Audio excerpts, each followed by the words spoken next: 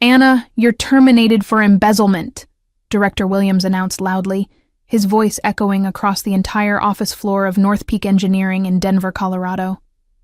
The words hit me like a physical blow, and I felt my face drain of color as every single person in the building turned to stare at me. I stood there frozen, my coffee mug still warm in my hands, unable to process what was happening. My name is Anna Brooks. I'm 29 years old, and until that moment, I had been the senior project coordinator at North Peak Engineering for the past 4 years. I loved my job, took pride in managing complex construction projects, and had never so much as taken an extra pen home from the office. The accusation of embezzlement felt like someone had just accused me of murder. "Pack your things immediately," Director Williams continued, his face red with what I assumed was righteous anger. "Security will escort you out. We have evidence of your theft, and we're considering pressing charges." The office remained dead silent, except for the hum of computers and the distant sound of traffic outside. My colleagues, people I had worked alongside for years, shared lunches with, celebrated birthdays with, all stared at me with a mixture of shock and judgment. I could see some of them whispering to each other, probably wondering how they had missed the signs that I was supposedly a criminal. I wanted to defend myself, to scream that this was all wrong, but my throat felt like it was closing up. Instead, I numbly walked to my desk and began placing my personal items into a cardboard box that security had provided. My hands shook as I picked up the framed photo of my parents, the small succulent plant I had been nursing for 2 years, and the coffee mug with "World's Okayest Engineer" that my best friend had given me for my birthday. The walk to the elevator felt like a death march. Every step echoed in the silence, and I could feel dozens of eyes burning into my back. Director Williams followed behind me, probably to make sure I didn't steal anything else on my way out. The security guard pressed the elevator button, and as we waited, I caught sight of Vanessa Taylor, the accounting manager, standing near the copy machine. She quickly looked away when our eyes met, but something about her expression struck me as odd. Not surprised, but almost guilty. As the elevator doors closed, sealing my fate and my humiliation, I realized that my carefully built career and reputation had just been destroyed in front of everyone I worked with. Whatever evidence they thought they had, I knew I was innocent, but that didn't seem to matter anymore. The elevator ride down felt endless, giving me too much time to think about how my life had just imploded. I had started at North Peak Engineering fresh out of college, eager to prove myself in the male-dominated construction industry. Over the years, I had worked my way up from junior coordinator to senior project coordinator, earning respect through long hours, attention to detail, and successful project completions. My relationship with Director Williams had always been professional but distant. He was the type of manager who preferred to stay in his office, leaving the day-to-day operations to his team. I reported directly to him on major projects, and while he had never been particularly warm, he had seemed satisfied with my work. Just last month, he had even mentioned the possibility of a promotion during my performance review. The thought of Vanessa Taylor's strange expression in the office kept nagging at me. Vanessa had been with the company for 6 years, 2 years longer than me, and handled all the financial aspects of our projects. She was responsible for budget tracking, expense reports, and coordinating with our accounting department. If money was missing from projects, she would be one of the first people to know about it. I had always found Vanessa to be somewhat cold and competitive, especially when it came to recognition from upper management. She often made subtle comments about how project coordinators got all the credit, while accounting did all the real work. There had been a few instances where I had caught small discrepancies in budget reports, which she had quickly corrected, claiming they were simple clerical errors. As the security guard walked me to my car in the parking garage, I tried to remember any warning signs I might have missed.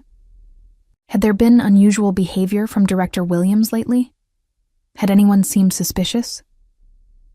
The only thing that stood out was that Vanessa had been working late more frequently in recent weeks, often staying after most of the office had gone home. I sat in my car for several minutes after the security guard left, staring at the concrete wall in front of me.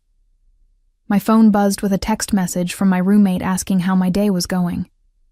How could I possibly explain that I had been publicly humiliated and fired for a crime I didn't commit? The thought of facing anyone right now felt overwhelming. The financial implications began to sink in as I drove home. I had some savings, but nothing that would last long without a steady income.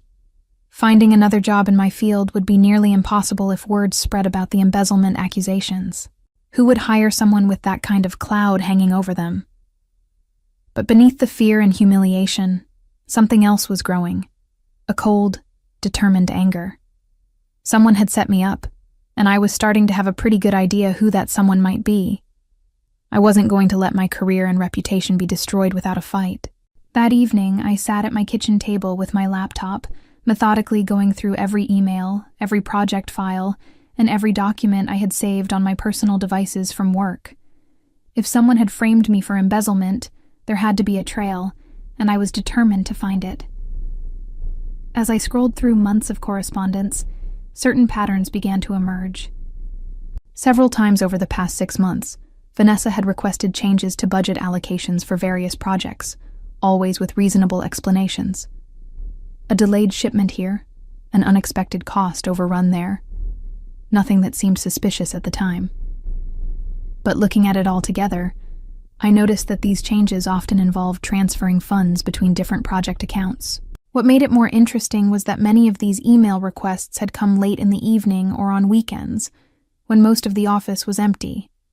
Vanessa would send me detailed explanations for the budget modifications, and I would approve them based on her expertise and authority over financial matters.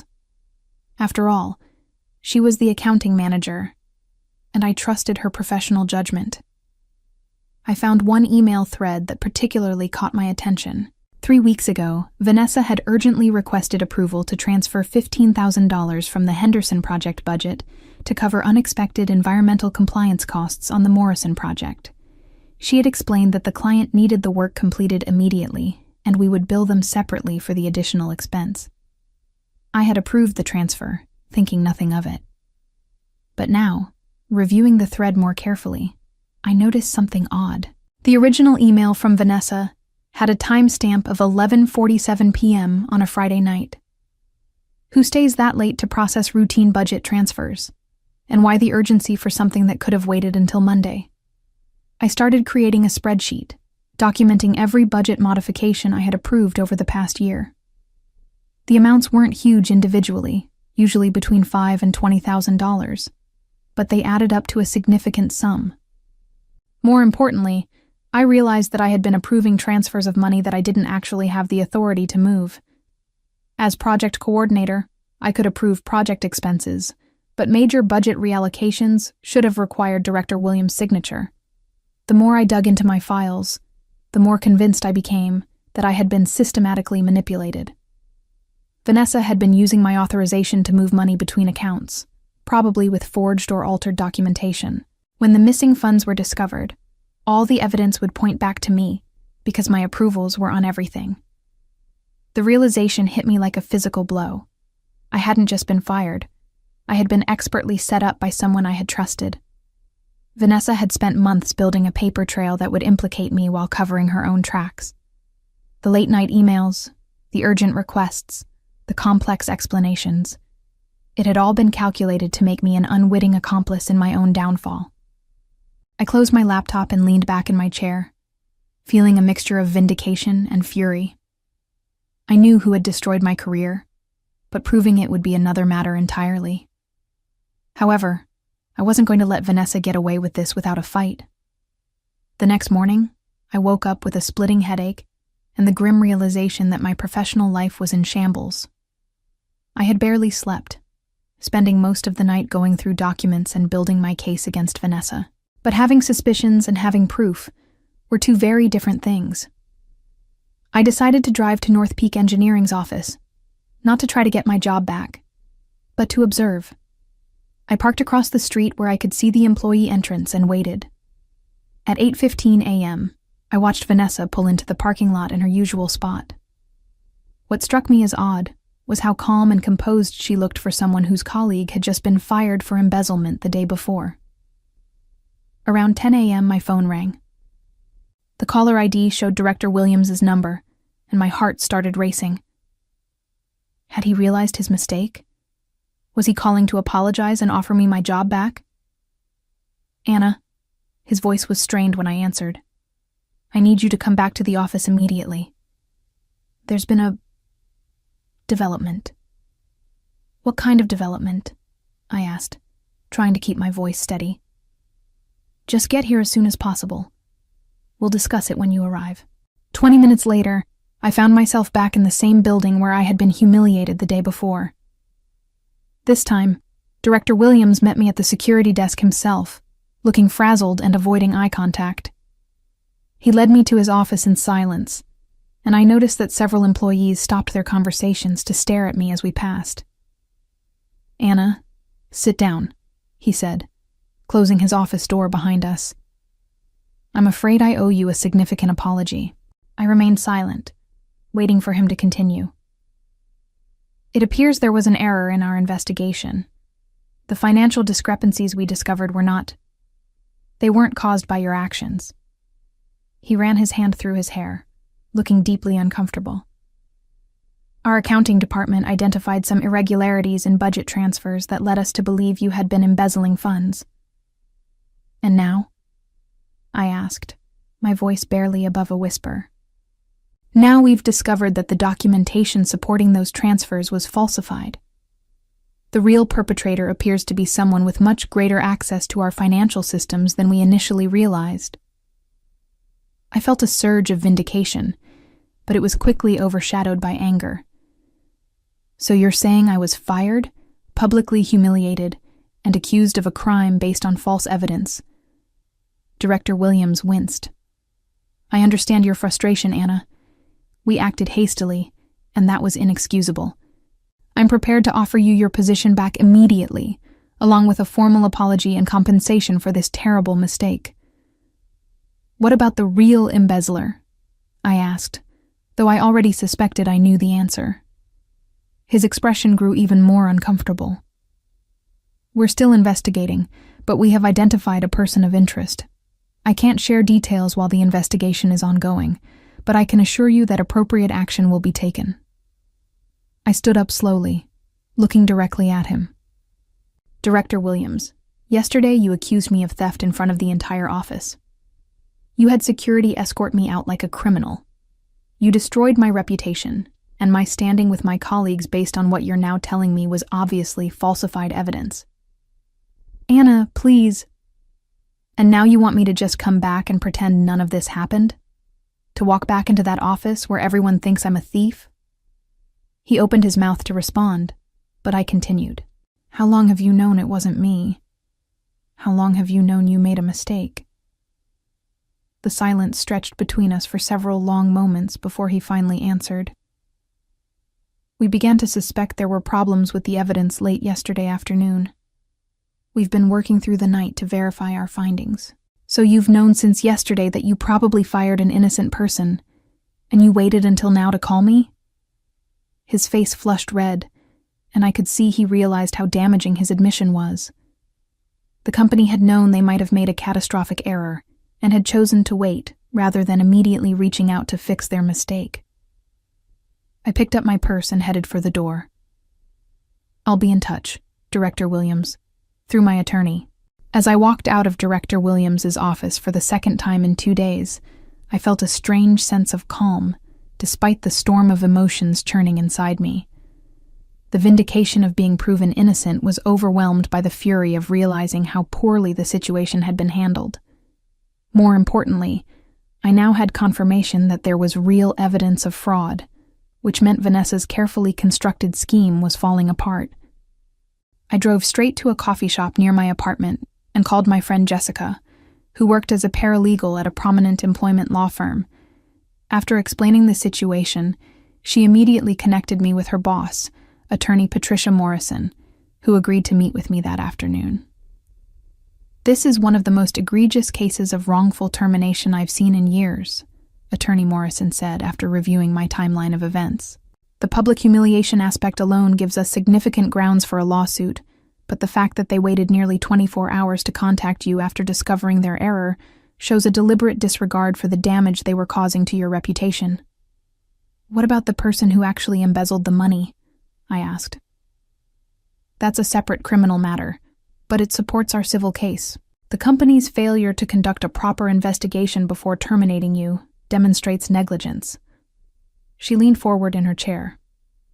Anna, I want you to understand that this isn't just about getting your job back.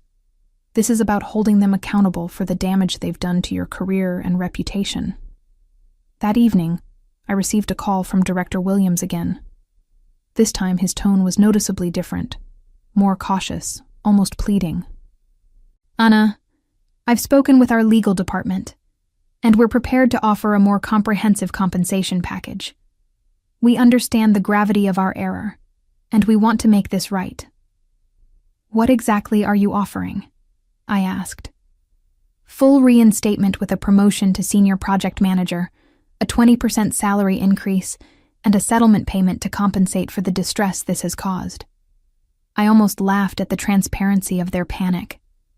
Director Williams, let me be clear about something. This isn't just about money or a job title. You destroyed my reputation in front of my colleagues and accused me of a serious crime.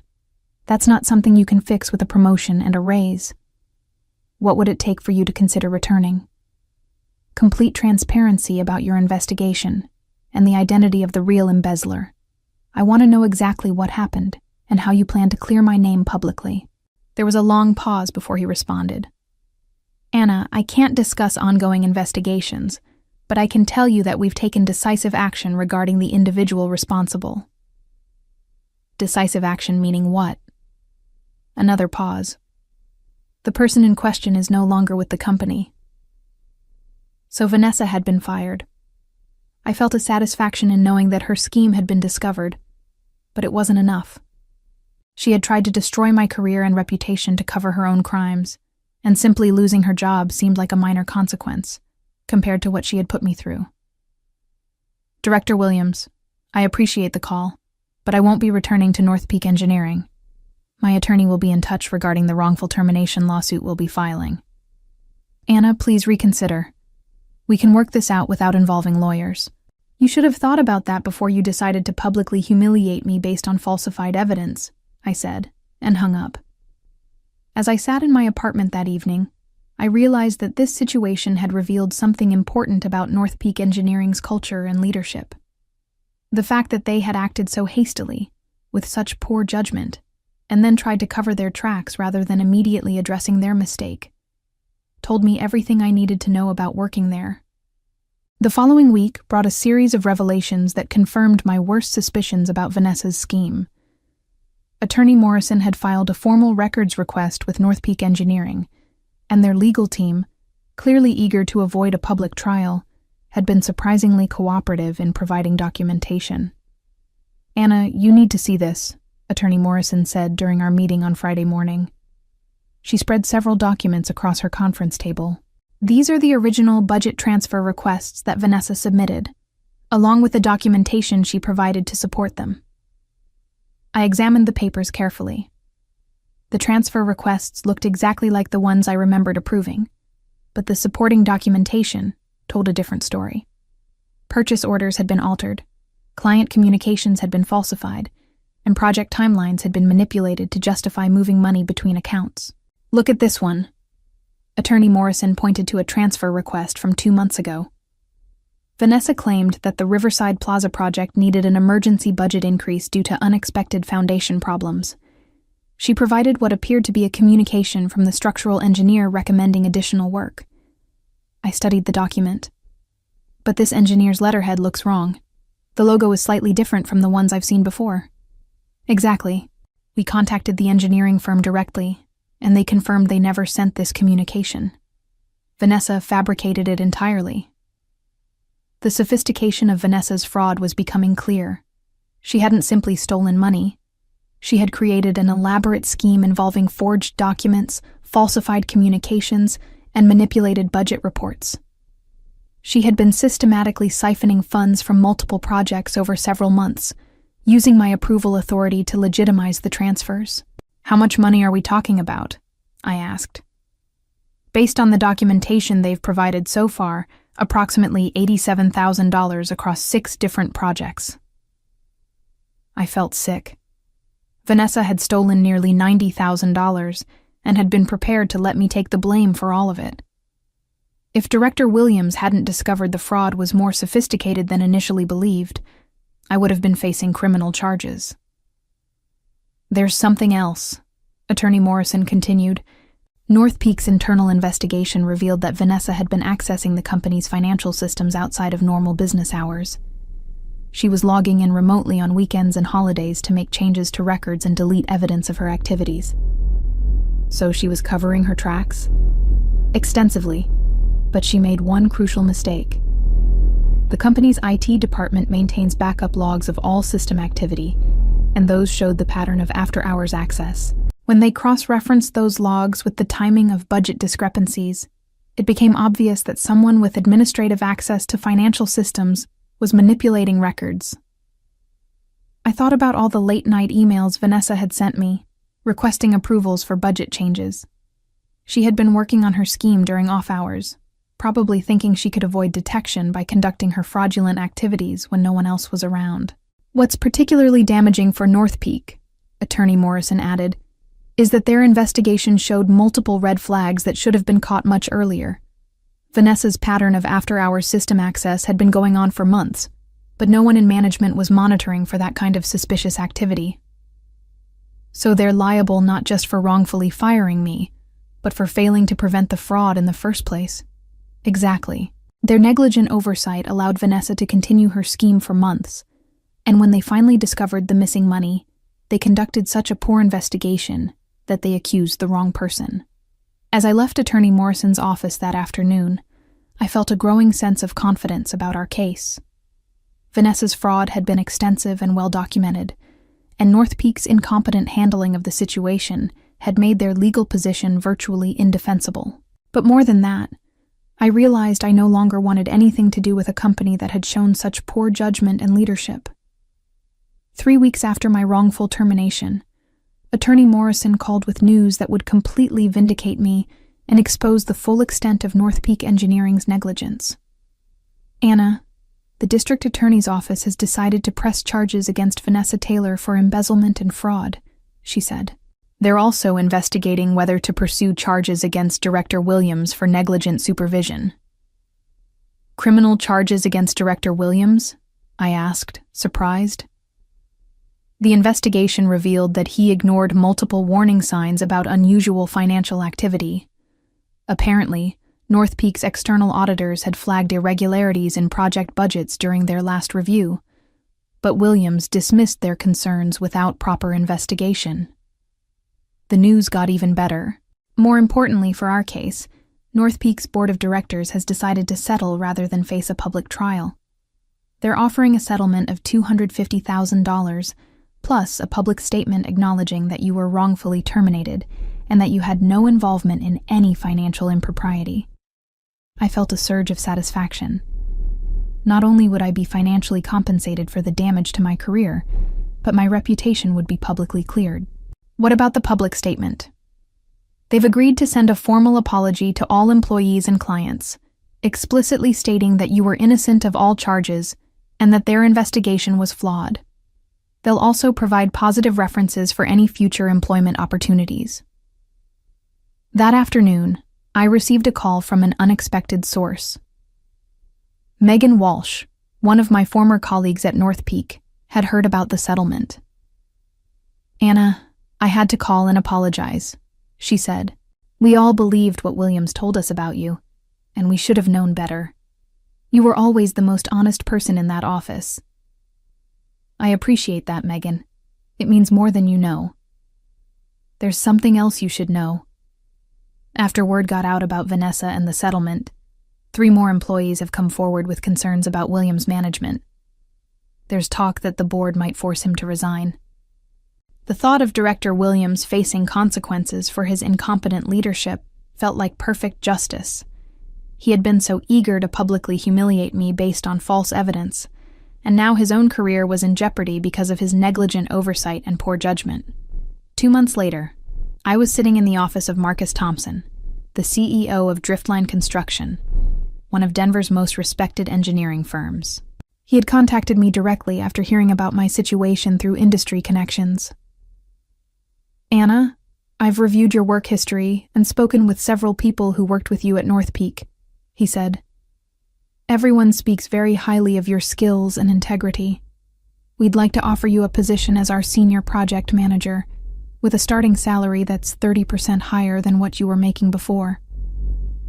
I accepted the position immediately. Driftline Construction had an excellent reputation in the industry, and working there would not only restore my career, but advance it significantly. On my first day at Driftline, I received a text message from Attorney Morrison. "Vanessa Taylor pled guilty to embezzlement and fraud. She's been sentenced to 18 months in prison and ordered to pay full restitution. Director Williams submitted his resignation yesterday." The news felt like the final piece of justice falling into place. Vanessa was facing real consequences for her crimes, and Williams was paying the price for his incompetent leadership. That evening, I called my parents to share the good news about my new job. "I'm proud of how you handled this situation," my mother said. "You could have been bitter and angry, but instead you fought back professionally and restored your reputation." She was right. I had refused to be a victim of someone else's criminal behavior, and I had used the legal system to hold both Vanessa and North Peak accountable for their actions. As I prepared for my second day at Driftline Construction, I felt genuinely excited about my career for the first time in months. I had not only survived Vanessa's attempt to destroy me, but I had emerged stronger and more confident than before. Vanessa Taylor's elaborate embezzlement scheme ultimately led to her complete downfall. After pleading guilty to fraud and embezzlement charges, she was sentenced to 18 months in federal prison and ordered to pay $87,000 in restitution to North Peak Engineering. Her conviction made her unemployable in any financial or administrative role, effectively ending her career in the industry. The criminal record followed her for life, serving as a permanent reminder of how her greed and willingness to destroy an innocent colleague had backfired catastrophically. Director Williams faced his own consequences for his negligent oversight and rush to judgment. After the board of directors reviewed the investigation, they concluded that his failure to properly supervise financial controls and his hasty decision to publicly terminate me without due process demonstrated unfitness for leadership. He was forced to resign in disgrace, and the public nature of his failure made finding comparable employment extremely difficult. As I settled into my new role at Driftline Construction, I reflected on the entire experience with a mixture of satisfaction and hard-earned wisdom. The $250,000 settlement had provided financial security, but more importantly, the public vindication had restored my professional reputation completely. I had learned that fighting back against injustice, even when the odds seemed overwhelming, was not only possible but necessary for maintaining one's integrity and self-respect. Looking back on my revenge journey, I realized that the best form of justice had been letting the legal system and the truth speak for themselves. Sometimes the most powerful revenge is simply refusing to be a victim and allowing those who wronged you to face the natural consequences of their own poor choices.